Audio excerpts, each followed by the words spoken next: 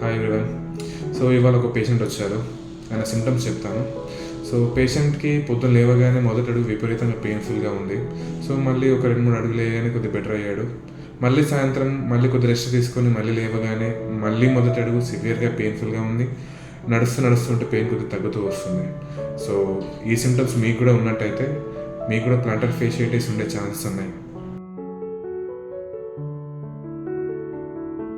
Planter fasciitis అరిపాదంలో ఉన్న ఒక కండరం హీల్ బోన్ నుంచి టోస్ వరకు ఎక్స్టెండ్ అయి ఉంటుంది.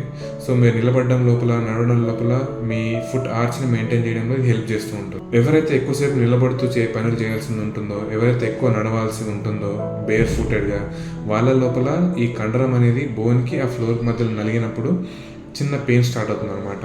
సో పెయిన్ చిన్నదే కదా అని చెప్పేసి నెగ్లెక్ట్ చేసి నడుస్తూ మళ్ళీ అదే రిపీటెడ్గా చేస్తుండడం వల్ల ఇంజరీ పెరుగుతూ ఏమవుతుందనంటే ఈ పెయిన్ క్రానిక్ అయిపోతుంది. అంటే ఎక్కువ టైం ఉంటూ ఉంటుంది. ఇనిషియల్గా మీకు ఒక 2-3 అడుగుల వరకు ఉండే పెయిన్ దాని తర్వాత ఒక 10 నిమిషాలు 15 నిమిషాల వరకు కంటిన్యూస్గా ఉండే అవకాశం. సో ప్లాంటర్ ఫేషియైటిస్ దీన్ని ఎలా గుర్తుపట్టాలి? అరికాలి అడుగు భాగం లోపల ఇలా చూపించినట్టుగా అరిపాదం ఈ ఏరియా లోపల పెయిన్ ఉంది అని అంటే ఈ షుడ్ నాట్ నెగ్లెక్ట్. ఇలాంటి సిమ్టమ్స్ ఉన్న వాళ్ళు తప్పనిసరిగా డాక్టర్ని కన్సల్ట్ అవ్వాలి. సో అది ప్లాంటర్ ఫేషియైటిస్ అయినా లేకపోతే అదర్ కండిషన్ అనేది రూల్ అవుట్ చేసుకోవాలి. ప్లాంటర్ ఫేషియైటిస్ ఇనిషియల్ స్టేజ్ అయితేనేమో తొందరగా రికవరీ కంప్లీట్గా ఉంటుంది. లేట్ అయ్యే కొద్దీ ఏమవుతుందనంటే ఆ ప్లాంటర్ ఫేషియైటిస్ ఏరియా లోపల బోన్ గ్రోత్ స్టార్ట్ అవుతుంది. దాన్ని క్యాల్కేనియల్ స్పర్ అంటాం. ఆ బోన్ పెరుగుతుందనుకోండి, ఇలాంటి అటాక్స్ రిపీటెడ్గా వచ్చే ఛాన్సెస్ పెరుగుతూ ఉంటాయి. ప్లాంటర్ ఫేషియైటిస్ ఒకవేళ డయాగ్నోస్ అవుతే మీ ట్రీట్మెంట్ చాలా సింపుల్గా ఉంటుంది. ఎర్లీయా లేటా అనే దాన్ని బట్టి. కొద్ది రోజులు అవుతుంది పెయిన్, ఎర్లీ సిమ్టమ్సే ఉన్నాయి, మీకు క్యాల్కేనియల్ స్పర్ లేదు అనుకోండి, ఫుట్వేర్ చేంజ్ అంటాం, సాఫ్ట్ ఎంసీఆర్ స్లిప్పర్స్ అంటాం, అవి యూస్ చేయాలి.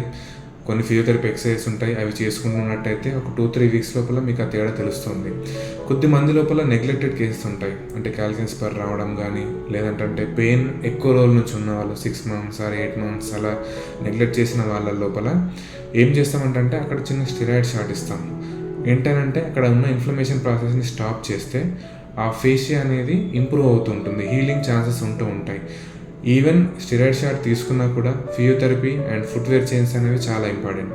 సో ఇలా చేస్తూ పోతూ ఉంటే ప్లాంటర్ ఫేషియైటిస్ని క్యూర్ చేసుకోవచ్చు. వెరీ రేర్ కండిషన్ లోపల క్యాల్కేనియల్ స్పర్ ఎక్సిషన్ లేదంటే ఆ ప్లాంటర్ ఫేషియా రిలీజ్ అనేది చేస్తూ ఉంటాం. అది very rare. So simple footwear change, physiotherapy exercises, little care, you can avoid the planter fasciitis.